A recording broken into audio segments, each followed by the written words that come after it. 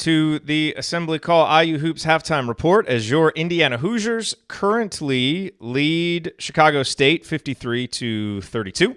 I'm Jared Morris here to spend about 5 minutes talking about that first half with you. Of course, join us on the post-game show as soon as tonight's Indiana-Chicago State game ends for complete coverage. So, look, obviously the story of the first half, Romeo Langford, his first official half of college basketball, 17 points on 7 of 9 shooting, and it could have been better. You know, he missed a couple of open threes. He's only 3 of 9 from the free throw line, but those are certainly just nitpicks after what was a really terrific first half from him.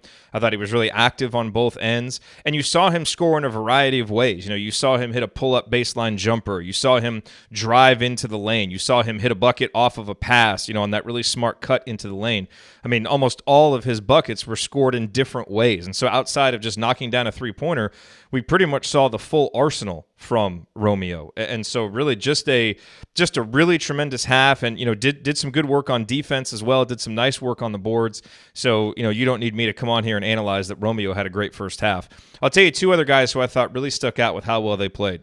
Zach McRoberts, I thought, was outstanding. You know, he hit a couple of three-pointers, had 4 rebounds. You look at the plus-minus for Indiana, and I know that's a flawed stat and all, but Zach at 22, plus 22, highest on the team, I don't think it's a coincidence. Indiana's defense, after a strong start, kind of faded there, and Chicago State actually cut it to 16-13. Zach came back in, and they didn't score again for a while, and that's when Indiana kind of pushed the lead back out. They got it out to about an 11-point, 13-point lead, and then, of course, they had another little push there at the end of the first half. But I thought McRoberts coming back in really keyed the defense, kind of getting back to doing what they were doing early. He had a couple of nice rebounds on the first couple possessions to seal some stops. So I thought he did a really nice job. And then Evan Fitzner was outstanding. 12 points in the first half for Fitzner, knocked down a three-pointer. But you really saw there late in the first half a sequence that I think kind of sums up what Fitzner can bring. You know, had a really nice cut on an out-of-bounds play, had the little jump hook.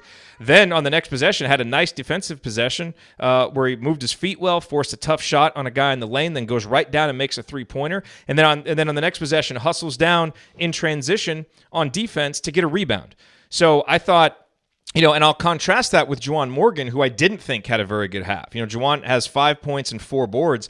3 of those offensive rebounds came on one possession, I think, when he, you know, missed a dunk and then missed another layup. He just didn't seem very locked into me. You know, he had a couple of fouls. I thought he was late in rotations.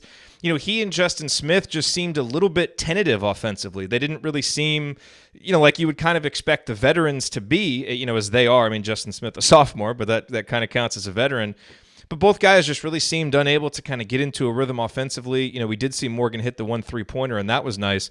But I thought, you know, kind of like in the Southern Indiana game, just a sluggish, unfocused first half from him. And we saw in the Southern Indiana game, Indiana came right out and dumped it down to him early. We'll see if they do that again here, but I'd really like to see more from him in the second half, because certainly for a guy billed as a star of this team, and he's going to need to play better than that. Obviously, we expect him to. You know, a couple other notes. I thought Devontae Green, some good and some bad in his first action. You know, had some really nice plays, but, you know, some of the, you know, kind of bad shot selection. You know, he had 3 turnovers, 3 of Indiana's 7 turnovers. So that certainly is not good.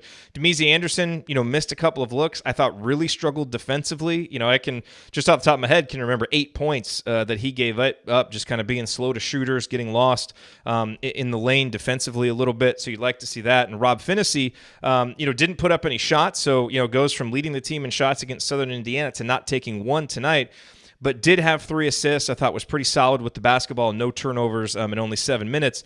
You know, had those 2 early fouls, but then I thought came back in and really played poised and continued to play tough defense without fouling. And, you know, those 2 fouls were kind of ticky-tack on him anyway in the first half. So, you know, I thought a lot of things to like from Indiana. Obviously, the big thing to not like is the free throw shooting. Indiana 12 of 22. That's terrible. It has to get better. We know that.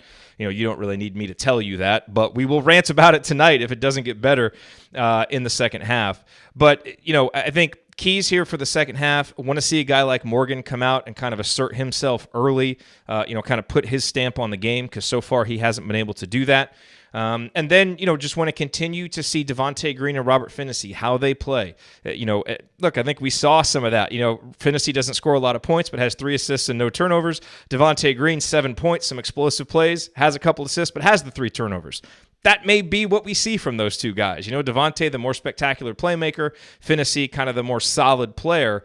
So obviously want to see them continue to progress. And then, just from a defensive standpoint, look, if the game gets totally out of hand, I'm not going to worry too much about kind of the defensive focus and intensity late in the second half, but I'd like to see us come out and really establish ourselves defensively here in the second half, especially early, put the stamp on the second half, blow these guys out of the water, and let's cruise to this win, and be able to get obviously guys like Romeo Langford off the court and get them some rest. So a lot of things to like about that first half. Hopefully there's a lot to like about the second half, and we will be here live immediately following the game with the post-game show. Andy will be here. The Big Easy, Zach McCright, might be able to join us driving home from the game to assess Romeo's first game.